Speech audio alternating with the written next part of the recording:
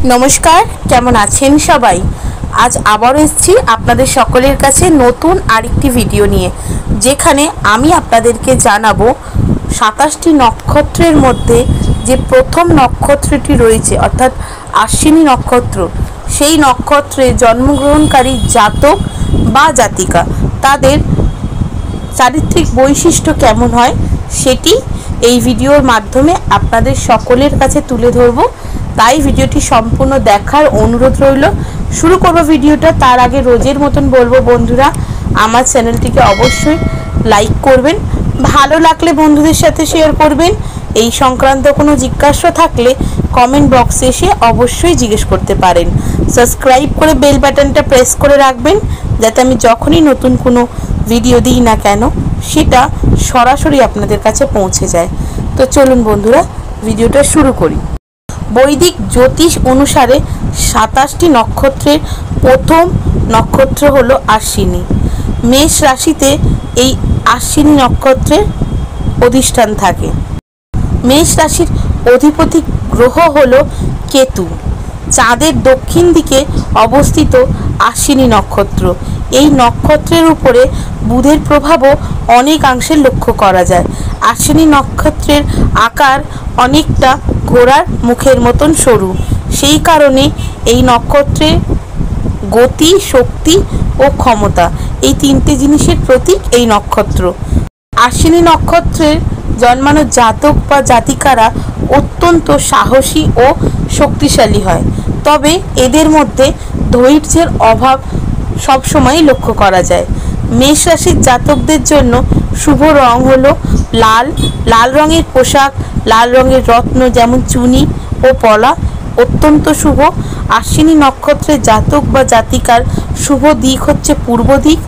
এরা বিনোদন, সংবাদ মাধ্যম, ডাক্তারি, বৈজ্ঞানিক, খেলোয়াড় এগুলির প্রতি প্রচণ্ড পরিমাণে আকৃষ্ট হবেন আর এই ধরনের কাজকর্ম নিয়ে থাকতে বেশি পছন্দ করবেন। আশ্বিনী নক্ষত্রের প্রথম দফার অধিপতি গ্রহ হচ্ছে মঙ্গল। এই দফায় জাতক জাতিকার উপরে মঙ্গল ও কেতুর প্রভাব সমান সমান থাকবে। এরা অ্যাডভেঞ্চার প্রেমী হবে ও যে কোনো ঝুঁকির কাজে এগিয়ে যেতে ভালোবাসবেন। দারুণ ইচ্ছে শক্তিও থাকবে এই সকল জাতক বা জাতিকার মধ্যে। আশ্বিনী নক্ষত্রের দ্বিতীয় দফার জাতক বা জাতিকার অধিপতি গ্রহ হলো শুক্র।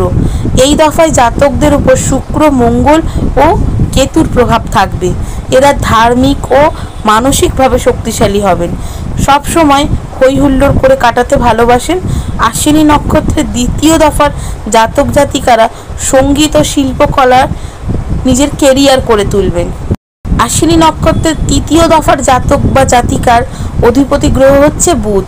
এই দফার জাতকদের ওপরে বুধ, মঙ্গল ও কেতুর প্রভাব থাকবে। এরা বুদ্ধিমান ও এদের বুদ্ধির যে ধারটা সেটা কিন্তু অনেক তীক্ষ্ণ হবে, যে কোনো কাজেই সফলতা অর্জন করতে পারবেন। শিক্ষাগত যোগ্যতাও কিন্তু অনেক হবে। আশ্বিনী নক্ষত্রের চতুর্থ দফার জাতক বা জাতিকার অধিপতি গ্রহ হচ্ছে চন্দ্র। এই দফার জাতক বা জাতিকার উপরে চাঁদ, মঙ্গল ও কেতুর প্রভাব থাকবে। এরা ধর্মীয় বিষয়ে প্রতি প্রচণ্ড আগ্রহশীল হবে।